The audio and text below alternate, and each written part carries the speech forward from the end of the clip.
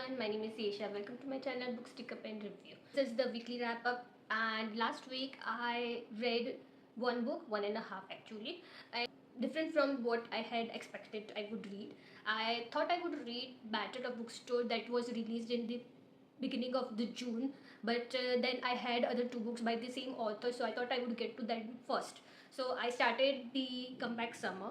It's the story of two sisters, Libby and Hannah, who were trying to run their late grandmother's PR company. But it is rapidly sinking. They have lost employees, they are losing potential clients, and they are on the brink of closing the company. But then a very famous podcaster and self-help writer comes to them for the PR of her next book that is going to be very famous, and which is about a 12-week program of getting out of the comfort zone. Now here things gets interesting. Libby is extrovert, adventurous. She is people friendly and thrives among people, but she's a plus size and while she is very comfort, and so her 12-week program is she has to do uh, 5 days a week exercise and be prepared for the sports event or a challenge she has to compete in or participate in at the end of the 12-week program. uh, Hannah is introvert. She loves organizing everything. She's smart. She loves numbers and spreadsheets, but she's not good at conversing with people. She hates small talks and talking to strangers. So her challenge is to go on the 12 first dates over the 12 weeks of the program. And both sisters are not happy about this, but they have to take this challenge to save the company. So they do is they help each other. Hannah prepares a workout routine for Libby, while Libby signs in the dating app and swipe left and right and choose first dates for Hannah. So this is very heartwarming, fun, and lovely book about both the sisters who gets eventually through the 12-week program gets out of their comfort zone, and it's more about a self growth. And what I loved most in this book is their journal prompts. They were sent a journal prompt in which they have to self-evaluate. It adds more character depth in the book, and I loved how they both grow through not just by doing the challenge but also through writing in the journal.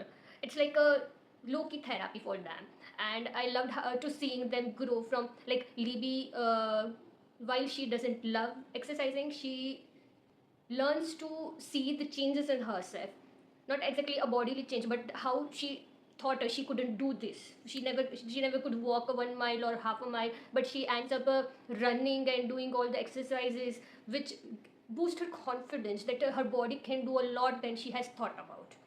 And Hannah, going through the dates, she learns to face strangers. I mean, she how to talk and how to stand up for herself, and I love that about her.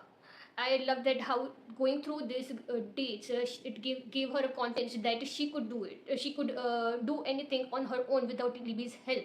She was relying a lot on Libby for everything in her life, but she learns to pitch for a client she wanted, and ended up bagging the client as well. What I also loved is how both sisters are very supportive to each other. They are literally family to each other. What I didn't like is the miscommunication trope and second chance. Both, I mean, Adam was really good.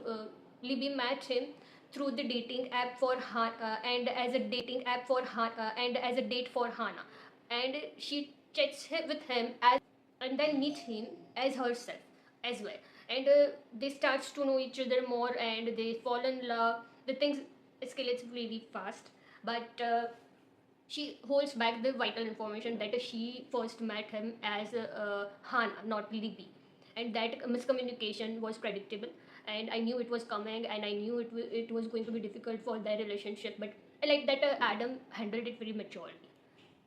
As for Hannah, I didn't like Josh. For the first time, he left her because he wanted to follow his dream, and that is really fine. But what I didn't like is he didn't talk about it in the first time. And now that he's back in her life, they easily get back together. But the main problem still is there. He still wants to follow his dream, and he expects Hannah to compromise to make compromises.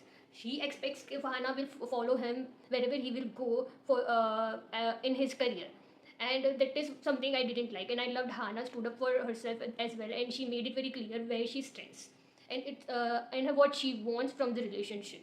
So I love that aspect in this, but still I wasn't rooting for their relationship very much. So overall, this was very heartwarming story, more about sisters and more about their self growth than romance. So after finishing the Comeback Summer, next I started with Pride and Prejudice. This is my reread. I first read this I think about 7-8 years back, and at the time I was not really good at analyzing classic or even interpreting the writing of that time period. But now after I have read almost like 5 6 book by Austen, I'm enjoying this reread more now. And I can see why this is a really popular and more praised work of Austen, because the plot is really good, the characters are really interesting. I really am enjoying it right now. So I'm about like halfway through the book, and at the point where Elizabeth meets Mr. Darcy again at Charlotte's house, and there is going to be a proposal now. Excited to read again the proposal of Mr. Darcy, and how Elizabeth is going to reject him, and how things are going to turn out. I think I will finish the book by tomorrow, or maybe by Wednesday. And next, I'm going to start with Until Next Summer, and I haven't planned what else I would read. But Until Next Summer is on my this week's read list. Do like, share, and comment, and let me know what you read last week. And also let me know if you have read these books and what are your thoughts about that. So yeah.